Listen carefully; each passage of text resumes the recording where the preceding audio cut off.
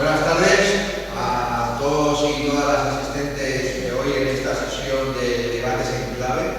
El último viernes del mes tenemos la actividad de debates en clave, donde traemos un conferenciante y traemos un tema que consideramos que es importante para compartir con los asistentes y los que veis la grabación en diferido. Hoy, como decía, nos ha dado un ponente que teníamos y bueno, hemos sacado una conferencia que tenemos precisamente para estas circunstancias, ¿no? Y vamos a hablar del negocio de la guerra y cómo se está haciendo, efectuando este negocio, enquistando conflictos bélicos, ¿no? Vamos a traer los conflictos bélicos que llevan décadas, como es el palestino-israelí. Analizaremos un poquito de historia de todos los puntos de conferencias de paz y de movimientos que han habido políticos para acabar con el conflicto, cosa que es patente hoy día que no se ha conseguido, me parece ser, porque ya no hay ni conferencias de paz para tratar este tema, porque no tienen visto de una solución a corto o medio plazo, ¿no? También traeremos a la palestra el conflicto del Kurdistán, el conflicto kurdo, que también lleva pues, bastantes décadas ahí y bueno, hace unos años, cuando salió el Estado Islámico, volvió a estar en la palestra porque eran los únicos que luchaban en contra del Estado Islámico, pero ahora vuelve a estar otra vez silenciado, pero el conflicto continúa. Bueno, pues vamos a introducir unos pequeños datos, ¿no? A fecha de septiembre de 2024 hay activos en el mundo más de 50 guerras o conflictos armados, ¿no? ¿Actualmente? Actualmente, sí, señor. Aunque no lo parezca, y solo estemos pendientes desde Ucrania y Rusia y ahora el de Palestina y Israel, pues hay más de 50 conflictos armados activos, ¿no? Con diferentes intensidades, ¿no? Pero ahí están, ¿no? Hay que decirlo todo. Es posiblemente uno de los periodos en que la humanidad tiene menos conflictos activos de guerra. Porque históricamente siempre ha habido mucho más conflictos. Siempre. Desde Bueno, que eran tribus se peleaba con la tribu de al lado. Siempre hemos estado en conflicto. Por El los ser más humano, de menos ya está. el ser humano siempre ha resuelto sus problemas y sus disputas al final utilizando las armas, ¿no?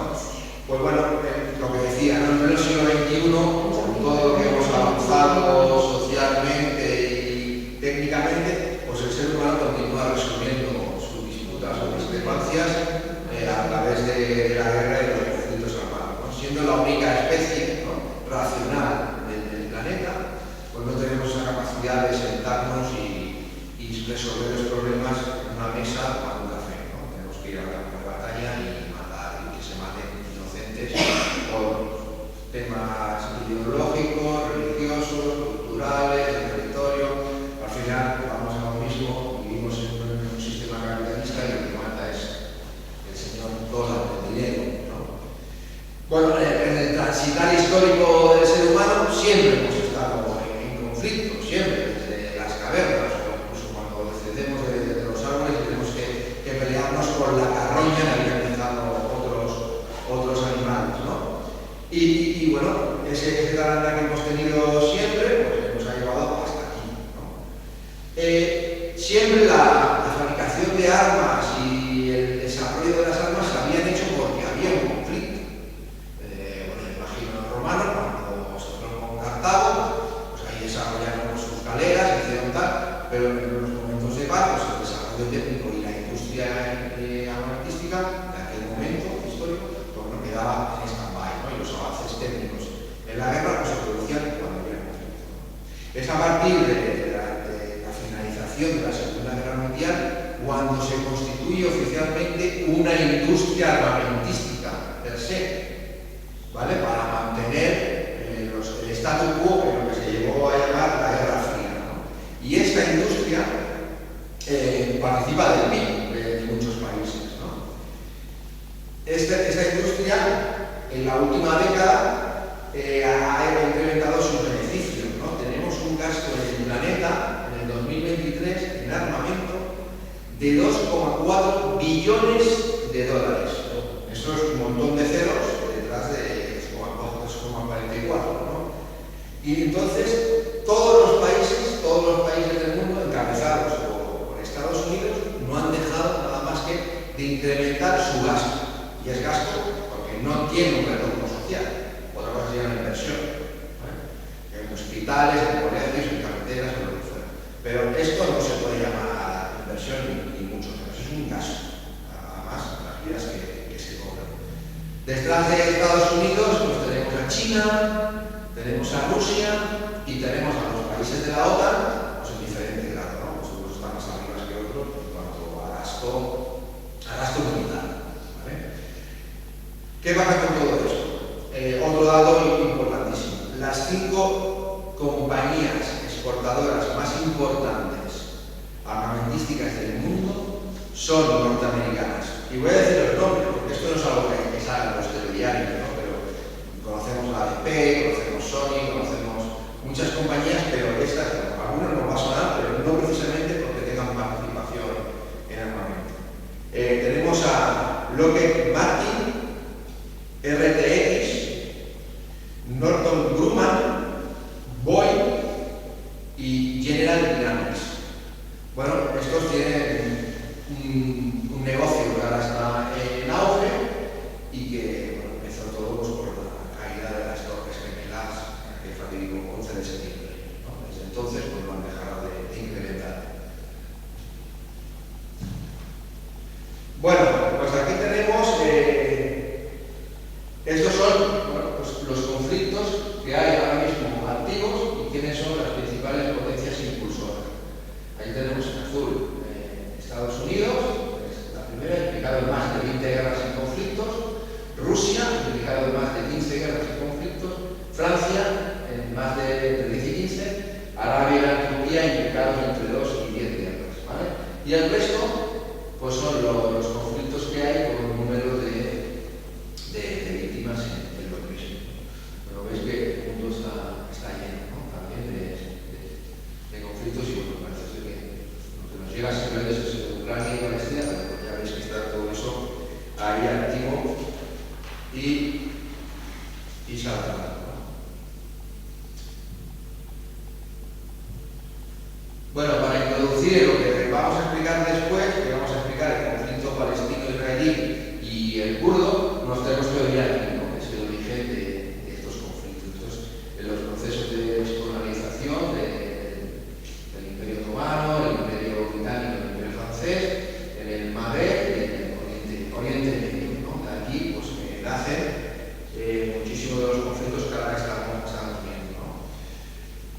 Y la descolonización que se hizo después de la Segunda Guerra Mundial, se hizo como se hizo, los imperios estaban en decadencia y no se replegaron ordenadamente, sino todo lo contrario, ¿no? Hay países del norte, ¿no? Delante de movimientos locales que cada vez más potentes y peligrosos, que reclaman el derecho a la libertad de sus pueblos y que bueno, crean esos conflictos, ¿no?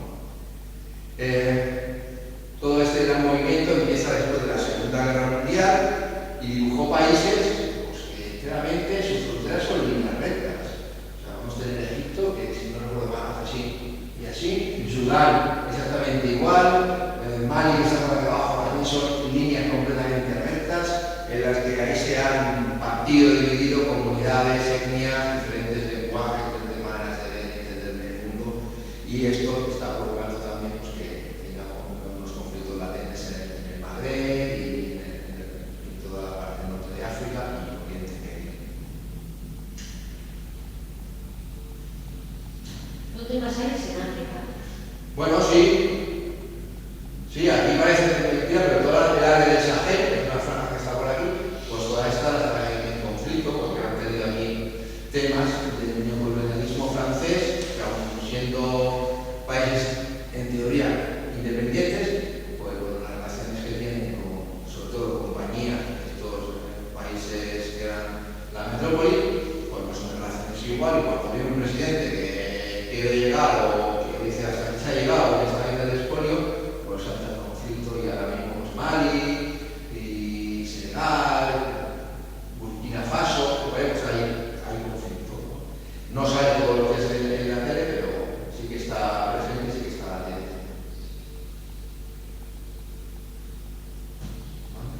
Bueno, vamos a tomar un ejemplo de lo mal que se hizo en su momento cuando al la ONU, su resolución 181, pues concede los territorios para que se cree un Estado judío en Palestina, ¿no?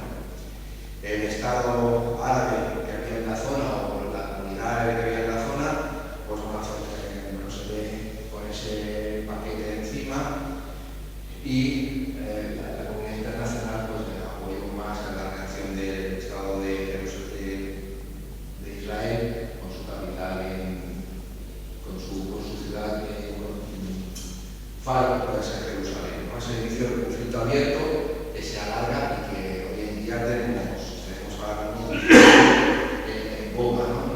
No recuerdo yo que se haya tenido un cobrar una ofensa o cobrar un ataque como se está viendo ahora, ¿no? Algo ha debido de cambiar, sería interesante de analizar, ¿no?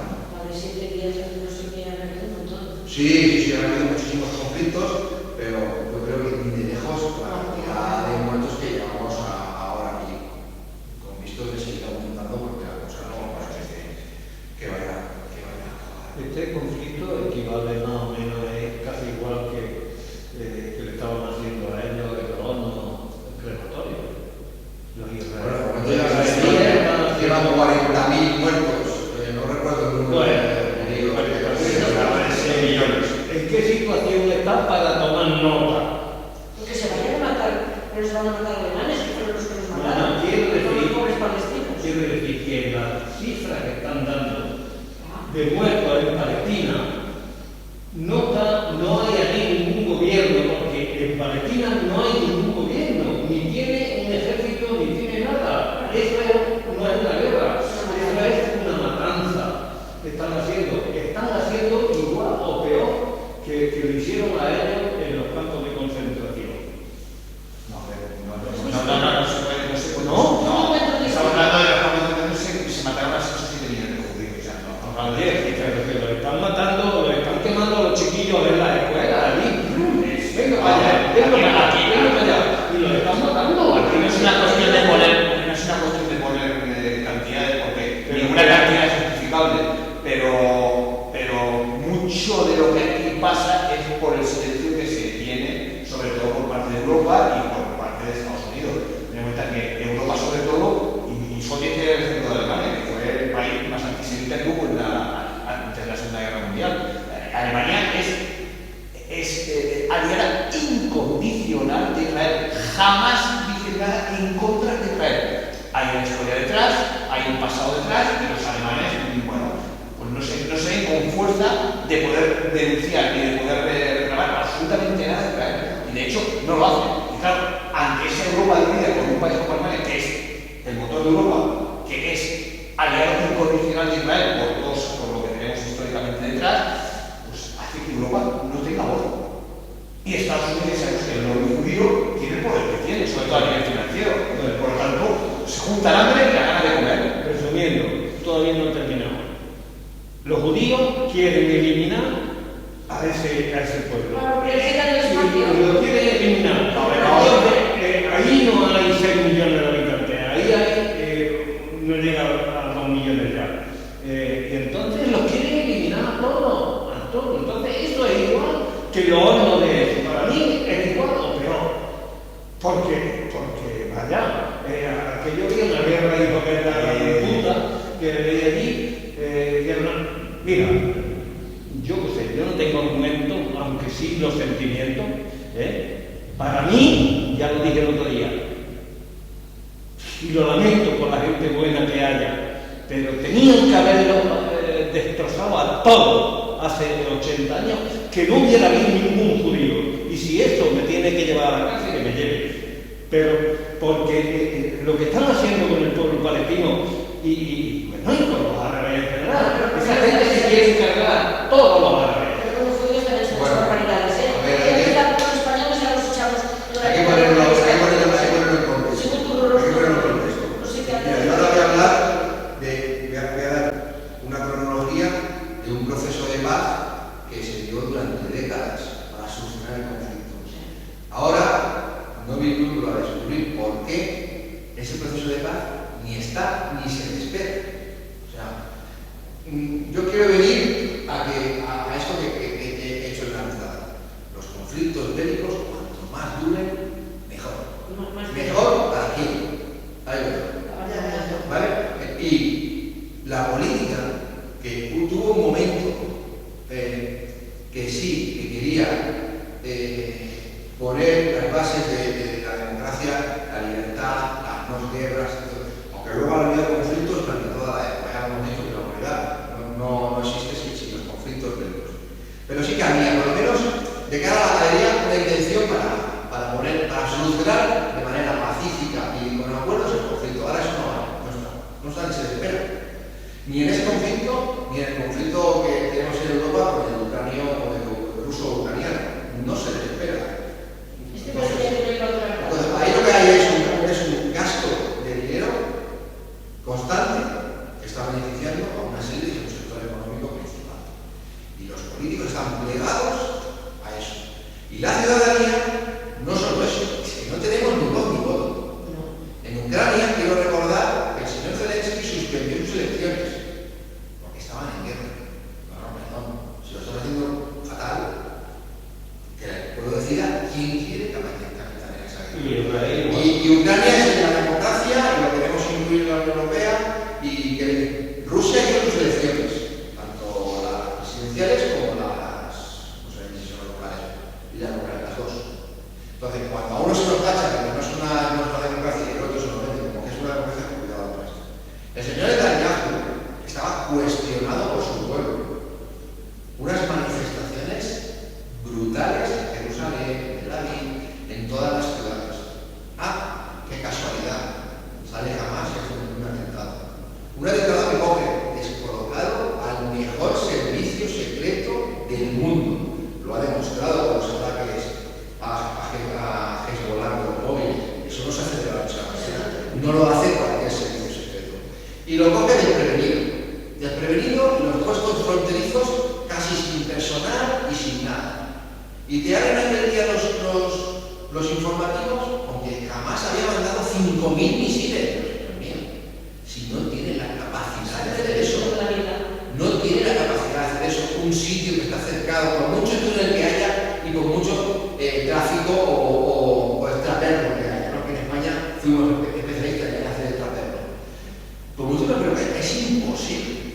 Si no lo tiene la capacidad de fabricación de esa Irán, que es un país que los dos ataques que han hecho han sido paupérrimos, no han sido capaces de superar la capacidad defensiva de la cúpula de hierro de Israel. Esa cúpula defensiva tiene una capacidad X que viene determinada por el número de cohetes que tiene. Para vencerla, tú solo tienes que mandar 10 más. Y ya das el objetivo con 10 misiles más. Entonces, claro, aquí hay algunos. Yo lo veo así, llamarme conspiranoico, llamarme lo que queráis. Pero ahí ha cambiado algo, y es que la política no tiene nada que ver, no tiene nada que luchar. La ciudadanía, que se manifiesta a través de la política, el sistema que tenemos, tampoco tiene nada que luchar, porque nada, te cambia uno las dos caras de la misma moneda. O te digo uno o te digo otro, pero la cosa sigue igual. Sí, que podía pasar como el 23F aquí, que fue un montaje de ellos y lo provocaron. Entonces yo lo que veo es esto. Bueno, hay que aclarar una cosa. En Israel existe un porcentaje importante, no sé exactamente ahora mismo, no me equivoco, pero creo que hay entre un 15 y un 20% de gente que son árabes. Un 15 o un 20% de gente que es comunidad árabe. Sí, sí. Y son musulmanes. En Israel. Ciudadanos de derecho de Israel. Discriminados totalmente. Por lo menos en Estados Unidos y los gitanos en España. ¿No están discriminados los gitanos en España? Sí, sí. Bueno, pero allá. Y los árabes también están discriminados también. No, perdón. Hay parlamentarios árabes en el Parlamento judío. De partidos árabes. En Israel. Sí, los hay. Que no tengan relevancia para poder influir en la política israelita. De acuerdo, pero los hay. O sea, yo no voy a justificar el Estado de Israel, no en ningún caso, pero hay que decir todo lo que hay. Pues si vamos a ser claros, lo decimos todo. Israel, para mí, es un país de dudosa democratización. Yo lo que es que de todo lo que estamos hablando, yo creo que la deriva que los más radicales.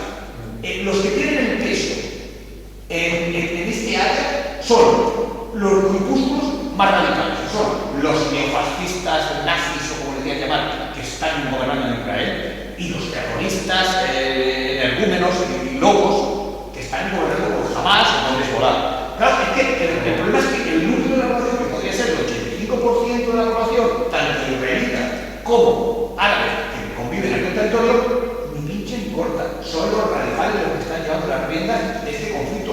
Y mientras los radicales sean los que lleven las riendas, habrá conflicto. Pero luego se aportan datos o corrientes de opinión de por qué no prospera el conflicto, ¿no? Y eso es construir su mismo. La misma población no quiere perdonar ni de un bando ni del otro, ninguna de las ofrendas, y se las quiere cobrar todas. Porque no le tengan la cabeza. Claro. Entonces, cuando tú tienes eso en tu lado, ahí hay que hacer un trabajo de educación, de crianza, de coexistencia, de relaciones que no se está haciendo. Y no se está haciendo desde 1947. Pero, vamos a ver, es que Israel no tiene sentido de que sea un país. Esta gente son unos criminales que ya lo has dicho tú, que en el año 47 dijeron, pues vamos, yo he sentido noticias que querían crear un país ahí por Argentina o por ahí, incluso un estado israelita por ahí, en otro continente. Se habló de Madagascar. Y lo crearon ahí y se han hecho los dueños de ese país. No, perdona, vamos a ver. Hay que decirlo todo. Los israelitas originariamente, toda la gente con dinero que eran judíos, se dedicaban a comprar tierras en Palestina. Eran tierras de piedras. Era escéptico, por eso es escéptico absoluto. Y entonces compraron todas esas tierras y a partir de las resoluciones de las Naciones Unidas, en un momento donde, recordemos, venían de un genocidio de 6 o 7 millones de judíos en Europa, pues la comunidad internacional no fue capaz de gestionar eso de una manera coherente. Se gestionó como se pudo y dio pie al conflicto que tenemos aquí y todavía no. Levantaron un monstruo ahí. Bueno, pero es que los otros no habían cuidado de una vida que era por un desierto, llegaron ellos, Hicieron se perfecto. pusieron de todo y Vale, de acuerdo, con dinero se hace todo. Pero es que esta gente, esas tierras las compraron como si yo voy a Francia y compro media porque Francia. no valían nada, porque no valían nada. Pero todavía la gente de ahí que no tiene, Te recuerdo- no tienen gobierno. te recuerdo- No están reconocidos como estados. Te recuerdo- Están ahí de toda la vida. Están de toda la vida ahí. Te recuerdo, Paco, que el Estado español, por ejemplo, le vendió a Estados Unidos la Florida, El Estado de la Florida se lo vendió el Estado español al Estado de nueva creación de los Estados Unidos de América. Sí. O sea, que no es la primera que se compra territorio y se idean Y cosas. Gibraltar también se lo vendió a los ingleses. No, conquistaron. ¿Cómo que no? Eso lo conquistaron ellos. Una guerra, un conflicto y los quedaron. Vamos a analizar el proceso de paz, algunas fechas y algunos hechos históricos que se dieron. Atrás queda Roy Yasser Arafat, lo asesinaron, y ¿cómo se llama? Isaac Rabin, Que lo mató el judío radical. que también lo mataron, ¿no? Pero el judío radical, sí. Desde entonces, desde que se desaparecieron aquellas dos figuras, pues con más pena, con más gloria, no ha vuelto a haber ningún intento serio con líderes internacionales reunidos para hacer una asamblea. Hoy por hoy, y ahora sí que puedo dar la razón, hoy por hoy, el hecho de que exista conflicto permanente ahí está dando cada vez más territorios a Israel. Israel no le interesa acabar con el conflicto. Hoy por hoy no le interesa. Israel lo que quiere es que haya un conflicto y cuanto más duradero, mejor. Como tiene la base de los Estados Unidos y el dinero norteamericano, cada vez que ese conflicto se va alargando, ellos van creciendo. Más terreno. Eso es así. El pensamiento es el pensamiento de la gente tampoco. Mira, yo una de las cosas que me Pero tiene mucha gente en contra, fue el día que hicieron saltar las torres gemelas de Nueva York. Salieron unas mujeres que todavía se me pone el velo de punta cuando me acuerdo. Contentísimas porque fueron de los suyos los que las hicieron caer. Y estaban tan contentas de que Dios mío, que han liado y que madres de familia puedan estar contentas de que hayan. Yo estaba en el Cairo. Cuando cayeron las Torres Gemelas, yo estaba en el Cairo. digo, había manifestaciones a favor de Bin Laden y de todo lo que había pasado en Estados Unidos. Y yo estaba en un hotel de occidentales y mi hotel se rodeó de tarjetas militares egipcias porque era evidente que si pasaba, si el vaquero, que era el Bush Junior, si el Bush Junior hacía a saber qué, nosotros nos podíamos utilizar como escudos humanos en la presa Swan, o nos podían colocar en el canal de Suez, o nos podían colocar en a todos los occidentales para proteger sus cosas, porque ten en cuenta que los aviones de informe, los aviones del 11 de septiembre eran saudíes y egipcios, la gran mayoría de los aviones. O sea, yo estaba allí.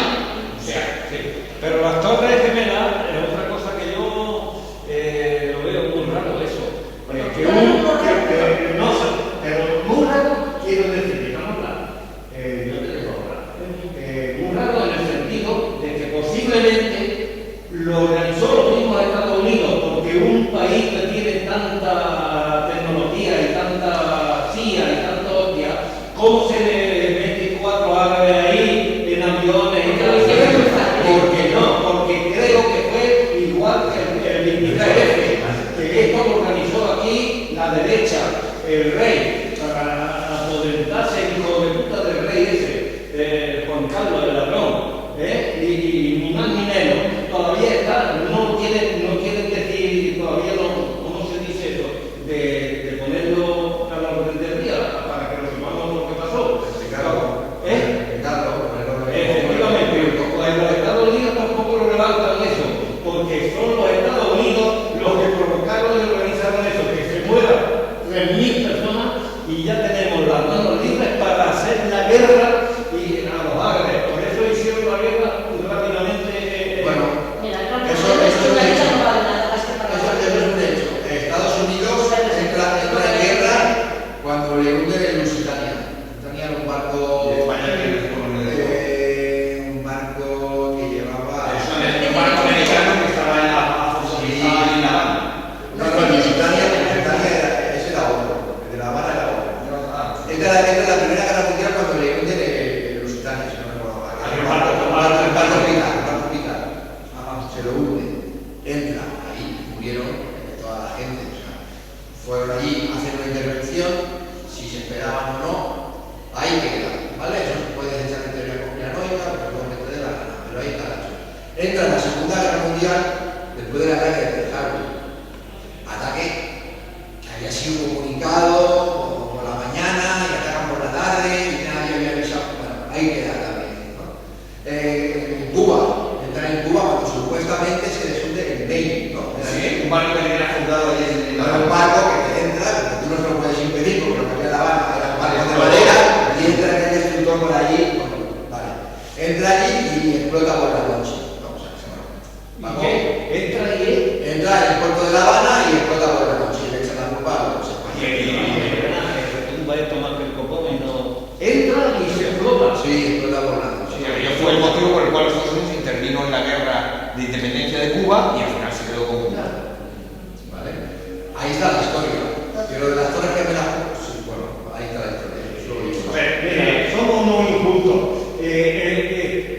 Sale la guerra de Ucrania y metemos aquí medio millón de niños y de mujeres y esos ucranianos, que bienvenidos sean. Porque si no quieren la guerra, bienvenidos. Y aquí no ha entrado ningún árabe. Somos unos hijos de la gran puta de este gobierno. Ya está, hombre. Tampoco sabemos si ha querido. Unos hijos de la gran puta. Son los traidores de la clase trabajadora. Y los de la izquierda, esa que se llama izquierda, que para mí no es izquierda, mira el rejón de la mierda de rejón, ahora violando, resulta que eso. Esta gente no tiene nada más que sacar la cabeza por donde pueda y matar. Sí que es cierto. Aquí no tenemos izquierda ni tenemos nada. Aquí no tenemos derecha fascista y derecha menos fascista. Con la guerra de Siria la gente se moría en el marejeo. Eso es lo que hay. Y lo que pasa es que en las noticias vemos las noticias, tanto por la radio como ellos, y nos meten la cabeza. Y venga a sacar. Bueno, vamos a analizar el proceso de paz. Vale, aquí tengo yo un dato. La guerra del Golfo, la primera, 1990-1991. ¿Qué pasa con esa guerra? Que a Washington le permite redibujar, la URSS está en plena decadencia, redibujar todo el espacio de Oriente Medio para sus bienes y su estrategia geopolítica, ¿no? Y la injerencia de Israel y la alianza con los regímenes árabes y las potencias occidentales, bueno, pues habían trazado un camino para una negociación entre los árabes y los judíos. O sea, incluso el conflicto en aquel momento, pues bueno, los astros se alinean para que se abra un proceso de paz, ¿no? Dice, estos puntos de acuerdo son reconocidos progresivos por el Estado de Israel, aquellos acuerdos que se toman en el 91, y por parte de los Estados árabes. Ahora, los Estados árabes no están ni se les entera en el conflicto, y por parte de Yemen, Irán y poco más, y Líbano, el resto de Estados árabes no están con la labor de mandar un escenario de debate y de negociación de paz, ¿no? Y entonces aquí, en estos acuerdos, se delimitan los territorios de la futura autonomía palestina, eso en el 91, y favorece el liderazgo dentro de la OLP de Yasser Arafat, ¿no? Se le pone como un interlocutor para negociar internacionalmente con todo eso, ¿no? En octubre del 91 se convoca la Conferencia de Paz de Madrid, una conferencia de paz, ¿vale?, para iniciar conversaciones entre Israel y Siria, Líbano, Jordán y los palestinos. El resultado fue un tratado de paz entre Israel y Jordania y una serie de acuerdos con los palestinos. Esta conferencia estableció las bases, las condiciones y el calendario de futuras negociaciones, no hay, y inauguró el principio de paz por territorios, ¿vale? Si había paz, Palestina podía acceder a tener más territorio, ¿no? Bueno, que cuando hice ese trabajo aún seguía vigente, eso hace ya como 4 o 5 años, ¿no? Ahora se demostrará. Dice, durante 1992 la OLP y Israel mantuvieron negociaciones secretas cerca de Oslo. Incluso de manera secreta se reunían para intentar darle una salida negociada, ¿no? Y lo que crea el Tratado de Oslo, que garantiza un restringido autogobierno para los palestinos en Jericó y Gaza. Las competencias transferidas a la Autoridad Nacional Palestina en determinadas áreas de estas son regiones constituidas en materia educativa, cultural, salud, bienestar social, tributación directa, turismo y establecimiento de una policía palestina.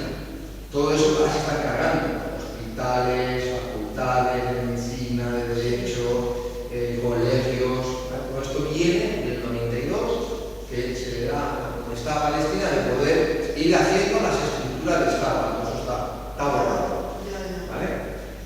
Y suavizó el camino por un tratado permanente que permitiera resolver el estatus de Gaza y Cisjordania.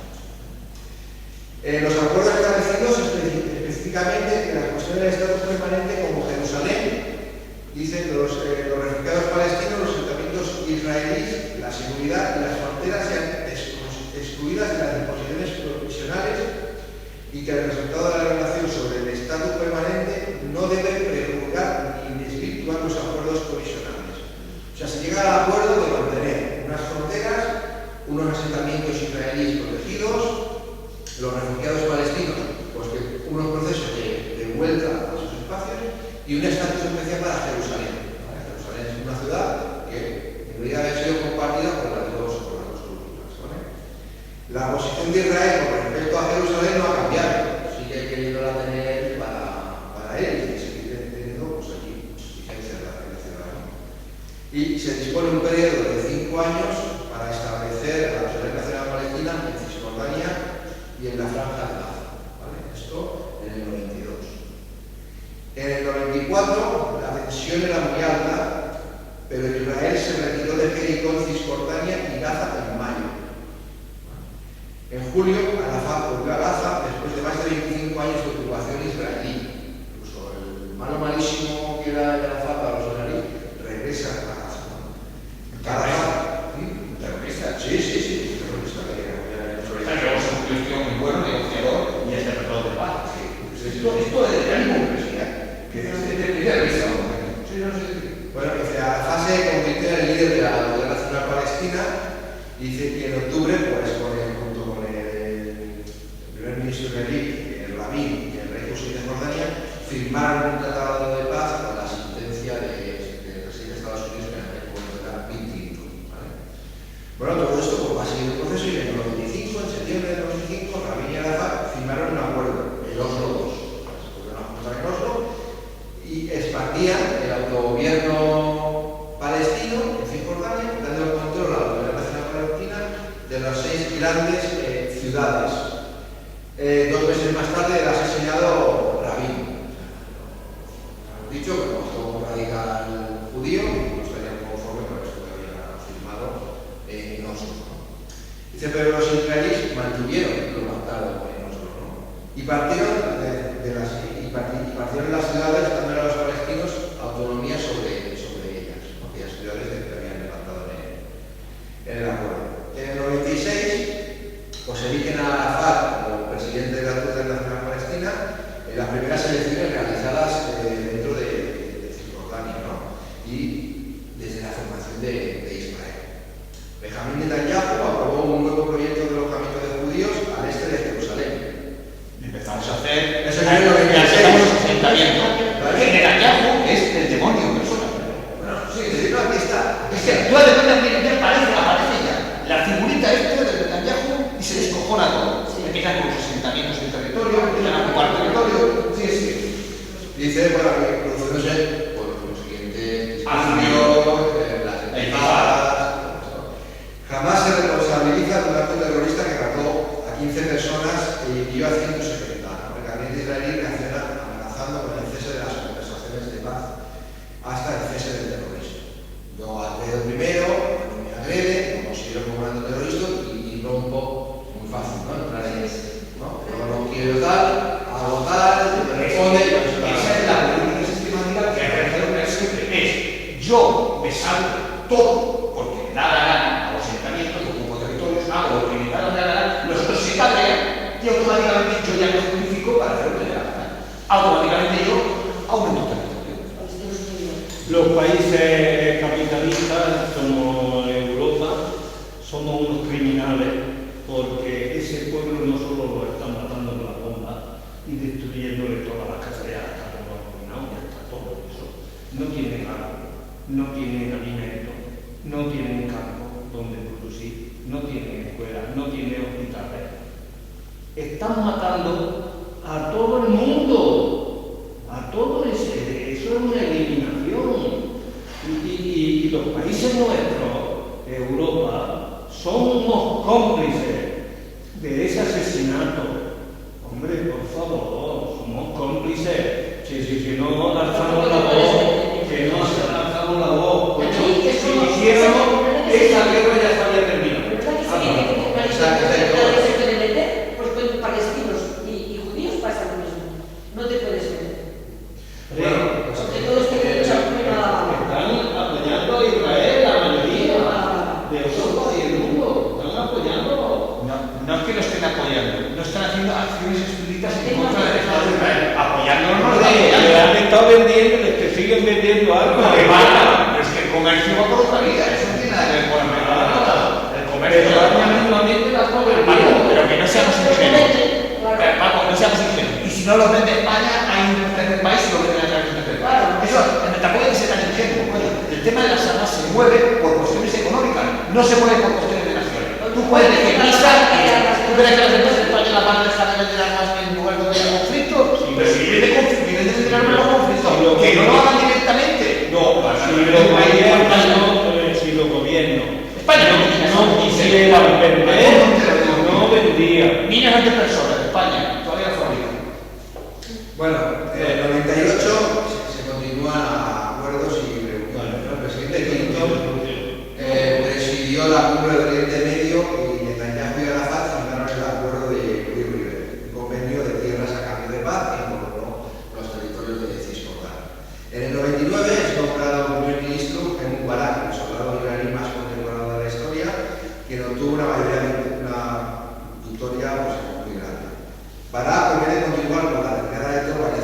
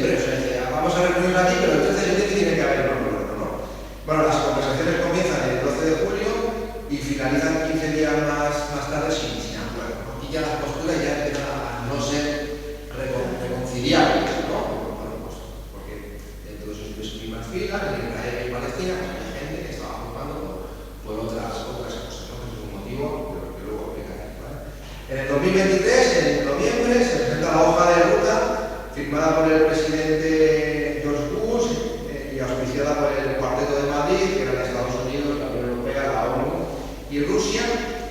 Y pues, bueno, el objetivo era crear un Estado palestino en 2005.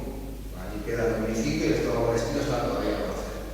Se establecen 3 fases: alcanzar la paz y crear las instituciones palestinas antes del mediados del 2003, retirar fuerzas israelíes de los territorios ocupados desde el 2000, desmantelar organizaciones terroristas y consolidar instituciones palestinas antes del fin del 2003. Bueno, un plan. Y se instaura las bases para el estatuto permanente y elimina definitivamente el conflicto en 2005. Bueno, ahí sí hubo un plan que no se llegó a término. En noviembre de 2027, la cumbre de Anapolis. El presidente de los Estados Unidos, el de Israel y el presidente de la ANT, la Autoridad Nacional Palestina, acuerdan alcanzar un acuerdo de paz a finales del 2008. Ya pasa del 2005 al 2008. De que debe salir un Estado palestino independiente. Una vez después de la Asamblea, pues hay otros acuerdos concretos y se intervienen ya también en países como Arabia Saudí para intentar llegar a la paz.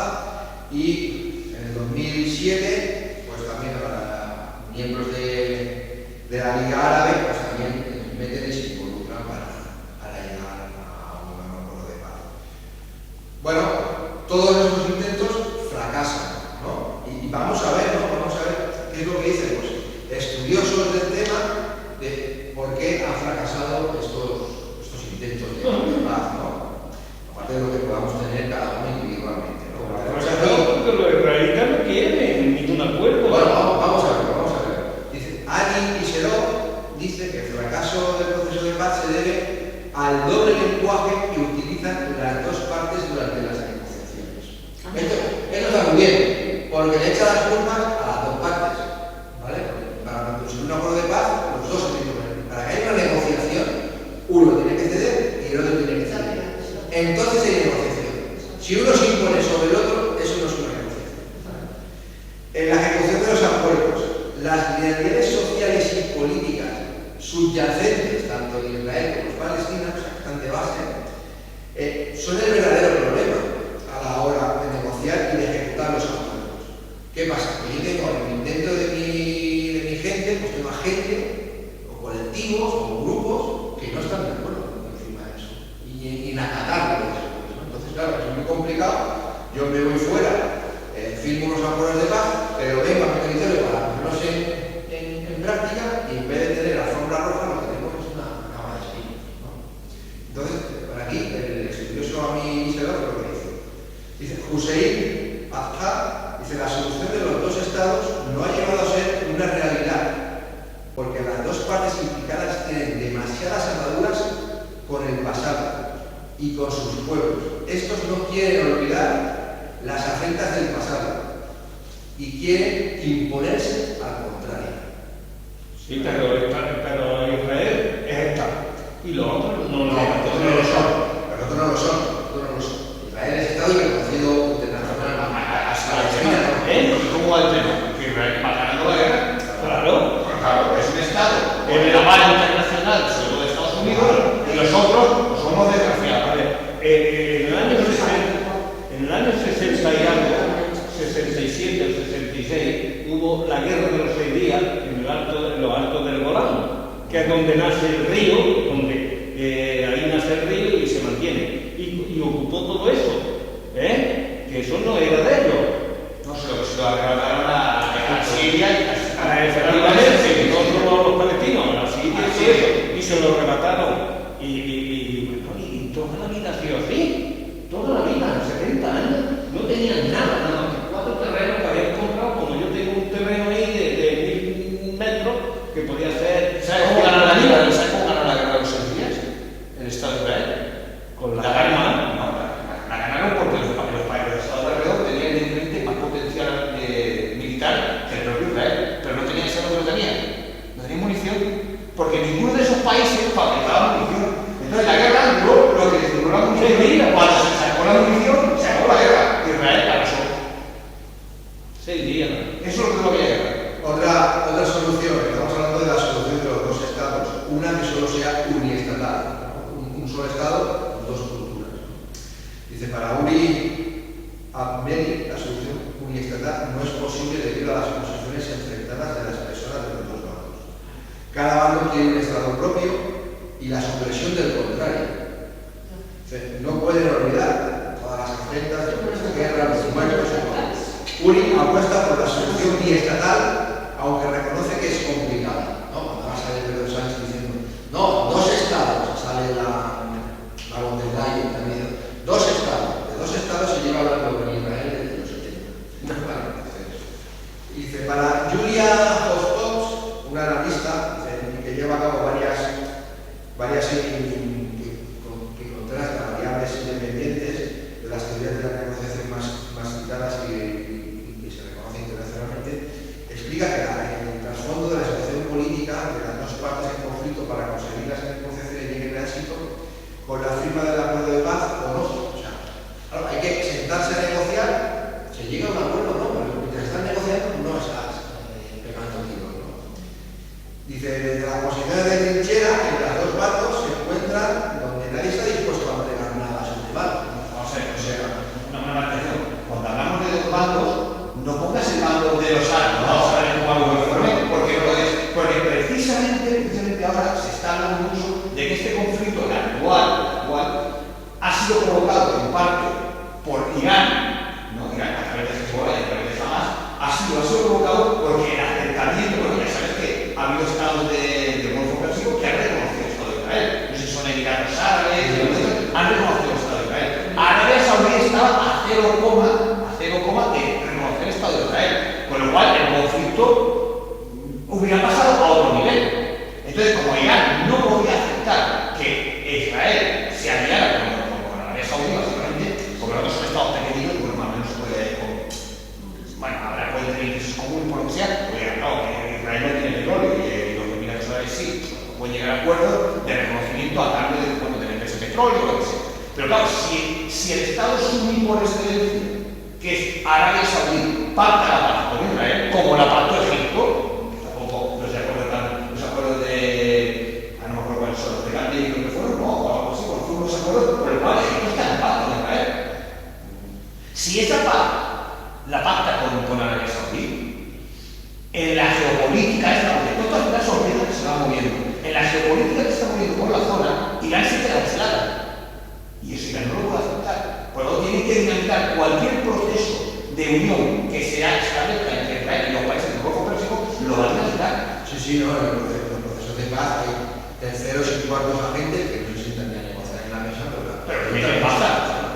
Y cuidado, cuando hablas de los estados árabes, para nada se tiene que entender como algo uniforme. Porque ahí tienes un estado como Jordania, con el rey Hussein que este señor era un señor que tenía, era el heredero de la realeza saudí, ¿no? Pero cuando los británicos decidieron que eran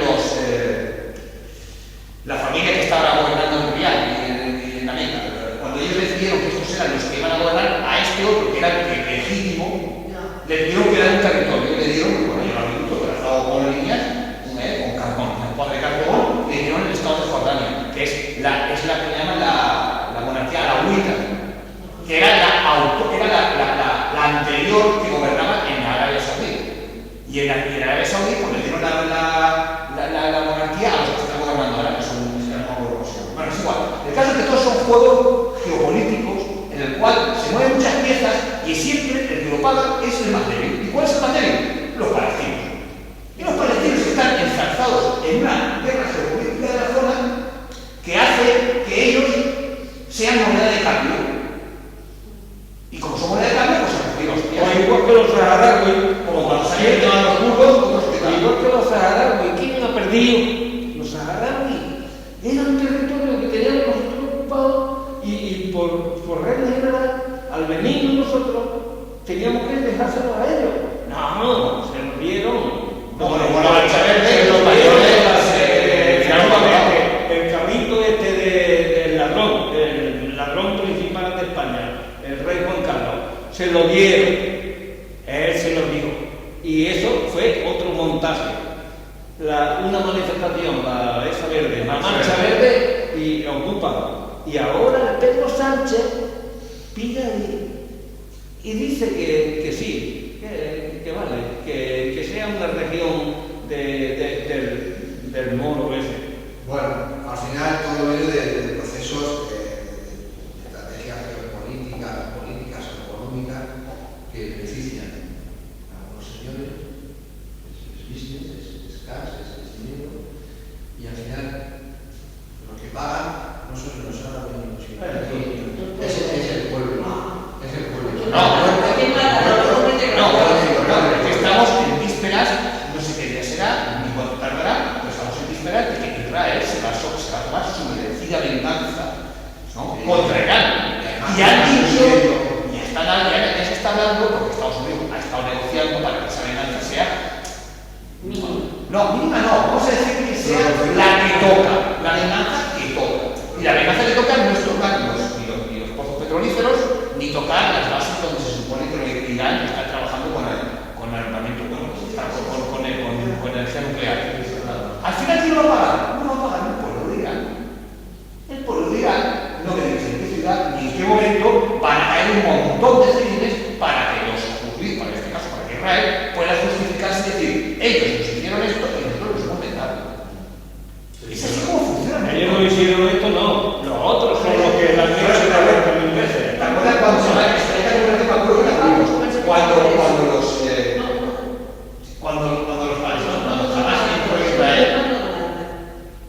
cuando jamás entró en Israel, me acuerdo que hablaron de los muertos y tal, le dije, por 10 los que van a caer palestinos, no me lo tengo ni se fue la olla, han hecho por 40. Pero todo funciona así. Sí. Tú me cuentas uno, yo, ¿cuánto vale un israelita? 30 palestinos. No sé qué la clase. Ya vemos que es complicado, porque incluso en las filas de los estados en conflicto o de las zonas en conflictos hay gente que no acepta, la política internacional tampoco, el movimiento de intereses económicos tampoco, y al final lo que aquí es el negocio de la guerra, que es lo que mueve la rueda y que tenemos ahí. Mira, a Estados Unidos, que es un país en quiebra financiera, que la única industria que tiene 100% norteamericana. Yo lo digo aquí, que se están enterando, porque no va a acordar. Sí, vamos a acordar, sí. Pero no me da miedo a mi edad, ni me ha dado miedo cuando tenía 20 años. Yo soy palestino y yo sería hoy un terrorista, convencido de que tengo que matar a los israelitas. Y los israelitas están exactamente en la misma posición. Entonces, pero si es que los israelitas no existen, si los israelitas llegaron aquí y a mí con lo que reconocemos como israelitas.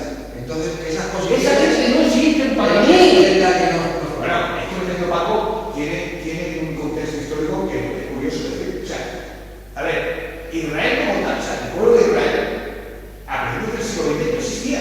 Claro. Porque era gente que estaba diseminada por el mundo entero. Entonces, se cogieron una lengua que había por ahí, que ellos dijeron que podía ser de origen judío, y esa es la lengua que impusieron en el nuevo Estado de Israel. Pero que toda esa lengua la impusieron en el nuevo Estado de Israel a toda la gente que venía de todas las partes del mundo, porque no tenían una lengua común. O sea, el judío americano era anglosajón, hablaba inglés, el judío ruso hablaba ruso, el judío polaco hablaba, no sé, polaco o alemán. ¿Me explico? En el nuevo Estado de Israel se inventaron una lengua y educaron a toda su población en una lengua que era una lengua, por decirlo de una manera, muerta. Pero la eligieron a esa lengua, que es ese tipo de grafía que tiene, especial, no sé si Israel tiene una grafía especial, pues es una lengua que estaba muerta y que era residual absolutamente, y la cogieron como la lengua del Estado de Israel.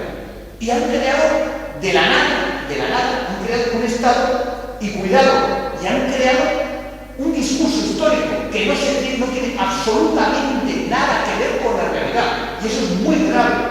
Muy grave. El Estado de Israel educa a su gente en una historia que no ha existido y que se ha hecho a medida. Igual que se ha hecho a medida la lengua, se ha hecho a medida la historia que le cuentan a los israelitas, a los israelitas en su país. Eso es, bueno, es lo que hemos hablado 50 veces. Un pueblo que no sabe sabe de dónde viene y que no tiene sentido Porque crítico, se echan de todos sitios. lo puedes llevar a donde quieras. Se habla de todo, claro. De todos sitios los han Bueno, hecho. es un proceso histórico muy largo. Muy largo, pero muy largo. Para hablar de- ¿Por qué? Porque son muy metidos en su religión y no quieren cambiar por nada. Por eso digo. ¿Sabes por qué dicen que los ¿Sabes por qué dicen que no? ¿Sabes por qué dicen que no? cogerán todo, al final, como mexicanos, cogerán todo, Os voy a contar una anécdota que me contaron una vez. ¿Sabes por qué los judíos son un país una comunidad tan propia y tan suya? Pues a mí me lo explicaron en una ocasión.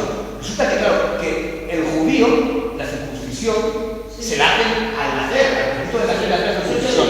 ¿Vale? ¿Qué es la circuncisión? O sea, cortar el prepucio. ¿Vale? Y ahora, una cosa tan tonta como esta, porque prácticamente lo tenemos todos, porque como ya decimos, hay un montón de gente. Esto hace 150 años, más o menos, hasta que llegaron las anestesias y llegaron la medicina moderna, hasta hace 150 años, tú no te puedes convertir en judío porque tenías un riesgo evidente de infección y muerte.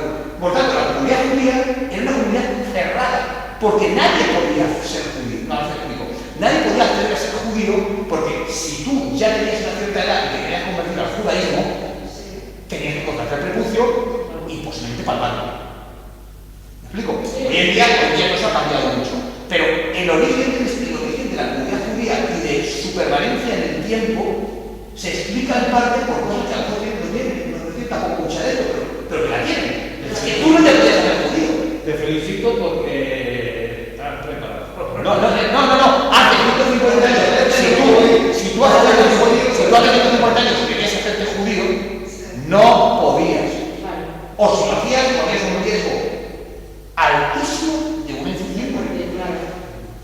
Es una comunidad que se ha mantenido en el tiempo y se ha mantenido cerrada. Un poquito de ti, una cuchilla y tal. Esto es una anécdota. Pues vamos a analizar el tema de las dos soluciones, ¿no? Bueno, perdona, para acabar, eso fue una de las cosas que el cristianismo no adoptó. Y por eso el cristianismo se hizo mayoritario. Porque convertirse al cristianismo era relativamente fácil y no tenía consecuencias de muerte evidente. Y por eso el cristianismo, que eran judíos, o sea, los cristianos originales eran judíos, el tema de cortar el prepucio no lo ponía como base para ser cristiano. Le cortaba el frenillo, ¿no? Sí, el frenillo. ¿no? Y el prepucio, claro, o sea, todo lo cortaban para la fimosis, lo que se hace la operación de ¿El fimosis. frenillo o toda la piel? La piel. Alrededor siempre donde. Bueno, de hecho, para reconocer a un judío hace 150 años y atrás, se le reconocía bajando los pantalones y se veía ser judío. Pero los musulmanes también lo hacen y nadie se mete con ellos. Los musulmanes también le cortan Sí. Estaba un día en una mezquita en Túnez, unos lloros, unos gritos y que estaban haciéndoles a los niños. Pero no sé si me con esto, y aquí no hay. Bueno, nadie vamos a seguir. Si se lo quieren cortar, se lo corten. Vamos a seguir. Pero quedan señalados, como se dice, y tienen una Vamos a analizar las dos soluciones que hay Hay solución. a día de hoy. Menos mal. A día de hoy para el conflicto. Una es la vía estatal, 2 estados, y la otra la uniestatal. Vamos a ver pros y contras. Dice, la acción uniestatal puede resultar atractiva en teoría, o sea, parte del mismo territorio y ahí las estructuras de Estado se componen para la cultura y la ley, todo es igual, pero debido a la tensión y odio que existe entre las partes implicadas, pues esto lleva a un... Y que no son uniformes. Es complicado. Es complicado coger... Y no hay uniformidad para poder crear algo uniforme. Pero eso es complicado de hacerlo, decir, hoy somos dos culturas y mañana somos 2 culturas en un estado. Eso requiere una inversión brutal, lo que dice Jesucristo, igualar a la población, crear una educación que eduque en el amor y en el respeto de lo diferente y no lo contrario, y es un trabajo. No, recordemos, sin ir más lejos, que se gastó Alemania en la representación alemana. Y estábamos hablando de que en Alemania se puede, rubios con los azules. Alemania se gastó lo que no está escrito en poder integrar la Alemania del Este en la Alemania occidental. Y lo pagó la Alemania occidental. Se gastó lo que no está escrito. Y aún así, hoy en día, todavía no es un país uniforme. O sea, tú vas a la zona de la antigua República Democrática Alemana y no desde la Tercera Guerra. A todos los niveles, porque aquellos tienen una tradición del régimen comunista y nosotros tenemos un capitalismo Bueno, y ahora, y habiendo pasado 25 o 30 años de la administración alemana, todavía hoy en día hay dos Alemanias. Y cuesta mucho. Pues tú imagínate intentar unir un Estado de Israel, que es, por decirlo de alguna manera, Tel Aviv, es como si fuese cualquier ciudad europea Barcelona, Madrid, o sea, con un poblado. Con un poblado que está a 150 años de desarrollo del uno del otro. Eso, unirlo, no, Bueno, complicado. como todas las cosas no son sencillas, ¿no? La opción de los dos estados, ¿no? Algo que ya salió de Oslo, pues podría ser una solución, ¿no? Los estados con fronteras independientes que se respetan y que cada uno tiene sus estructuras propias de estado, bueno, podría parecer una buena opción, pero claro, como eso, debido a todas las ofrendas y todas las guerras que todo quiere vengar y quiere recuperar y quiere destruir al otro, el oponente, tampoco llega a ser una realidad pasable, ¿no? También hay que trabajar mucho en ese sentido. O sea, si hay que crear un Estado palestino, pues ahora hay que crear una escuela, hay que crear un ayuntamiento, hay que crear una carretera. Y que entra en el juego geopolítico. Quien serían sus aliados, quienes serían automáticamente al igual que si sale de Guatemala, de Guatemala peor. Mira, la solución para mí de ese... Una bomba. La solución que yo veo ahí es obligar a Israel a que cumpla las resoluciones de la ONU, de las Naciones Unidas, que no ha cumplido ni una, y hay ya por lo menos 50 resoluciones, y las resoluciones de la ONU no las ha hecho uno, ni el secretario, ni el comité ejecutivo de la ONU, las ha hecho la mayoría de los países. Y han dicho, esto tiene que ser así, y no hace caso. No hace caso. ¿Por qué? Porque son los terroristas. Porque son unos criminales. Eran unos criminales. Y ya está. En estos momentos, para relanzar el proceso de paz, lo que había que hacer antes de sentar a los políticos a la mesa a negociar es un trabajo importantísimo en combatir la intolerancia de los comandos y de combatir esas ganas de geoestrategia de querer controlar recursos, querer controlar económica y políticamente a regiones, a pueblos y todo eso. Eso en Israel existe. Hay comunidades muy importantes de Israel que están haciendo un trabajo inmenso de reconciliación y de ayudar al pueblo palestino. Para que eso, claro, los medios no saben. Pero hay una parte de Israel que no está por esta guerra. Ahora, que no es la mayoritaria, es evidente que no es la mayoritaria, pero que hay una parte de Israel que no está de acuerdo con lo que está pasando. Eso es cierto también. Hay que dejarse de ideas simplistas y de no dejarse manipular con todas las noticias que nos llegan, ¿no? La solución de los dos estados se tendría que basar en fronteras reconocidas por las dos partes, en una seguridad tanto de la integridad de un territorio como de la integridad de otro y de las personas que viven tanto de un lado como del otro y hacer el trabajo exactamente igual, pero que no se bueno, eso es para Israel, tiene que dejar hacer asentamientos en zonas que no son suyas. Nosotros tienen que los más radicales no controlarlo, que tienen que controlar los más radicales cuando te han matado a tu hermano, tu padre, tu abuelo, te han matado a todos Dios. Entonces esta gente tiene que ser un caldo de cultivo de conflicto futuro. Están creando la cantera de la próxima guerra. Están creando hoy mismo. Si lo han metido ahí en una cuña de tierra ahí que no lo dejan salir, y ahora se la van a quitar. Bueno, ya se la han quitado, eso ya no se recupera.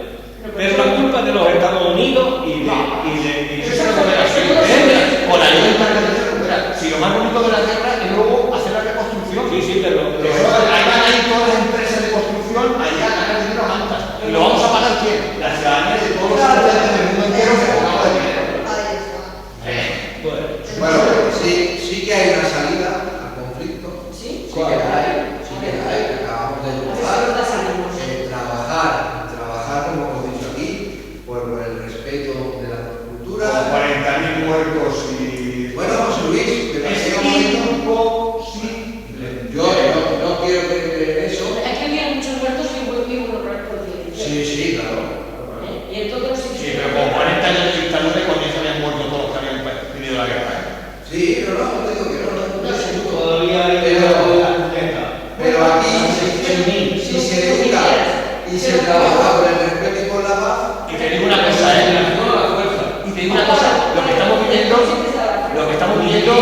estamos viendo un gobierno del Frente Popular, del año 36, del siglo pasado, estamos viendo un gobierno del Frente Popular. Y el otro lado está lo que está, que es exactamente el mismo que había en el año 36-39, ¡mame! O sea que eso de que aquí se ha hecho una reconciliación, ya veremos, no digo que vaya a haber un conflicto armado, pero reconciliación no la hay. Porque ¿qué es la dictadura? Aquí solo tenemos derecho a votar, pero tenemos el ejército fascista, los jueces fascistas, la policía, la guardia civil son unos criminales. Pero criminales. No existe transición ninguna, que la justicia tampoco se toma una transición. Yo lo dejo caer, porque sí, son unos criminales. La guardia civil no cree. Hombre, claro que sí. La policía a punta pala. La policía política y social, que era la policía que perseguía en el régimen franquista a todos los disidentes políticos, aquella gente se recicló en 2 días. Estaban todos en el Ministerio del Interior, con fondos reservados haciendo la guerra sucia, y haciendo la guerra sucia contra ETA y haciendo todas las barbaridades que han estado haciendo durante años. Portugal, fuera todo. Cuidado. Todo. Se cambió en Portugal todo. Solo por la revolución. Vamos, el tema de los kurdos y todo lo dejo para otra ocasión, porque ya son las 7:20. Bueno, que nos ha ido sin patria también, los kurdos. Bueno, este conflicto viene del final de la Primera Guerra Mundial. Imaginaros. ¿Vale? Bueno, y los armenios están justo encima de mí, cuidado. Bueno, vamos a hablar de los kurdos.